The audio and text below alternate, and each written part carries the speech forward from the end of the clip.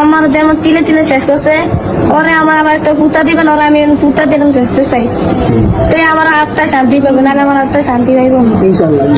আপনার এই পাশে যে মেয়েটাকে দেখতে পাচ্ছেন তার নাম হচ্ছে আসিয়া, যাকে গত বছর 2025 সালে নির্মমভাবে ধর্ষণ করার পর হত্যা করা হয়েছে। আমরা কি এই আসিয়ার বিচারটা আজ পর্যন্ত পেয়েছি? আজ পর্যন্ত আমরা বাংলাদেশে এই আসিয়ার বিচারটা পাই নাই। আর এই পাশে যে মেয়েটাকে দেখতে পাচ্ছেন রামিসা, যাকে গতকালকে নির্মমভাবে নির্যাতন করে তাকে হত্যা হয়েছে। তাহলে এবার বলেন, আমরা কি এই রামিসার বিচার আশা করতে পারি? কিভাবে আশা করব বলেন? এই দেশে শত শত প্রমাণ থাকার পরেও ধর্ষণকারীদেরকে বিচার করা হয় না, তাহলে সেই দেশে তো এরকম ভাবে আরো ভবিষ্যতে দর্শন হবেই।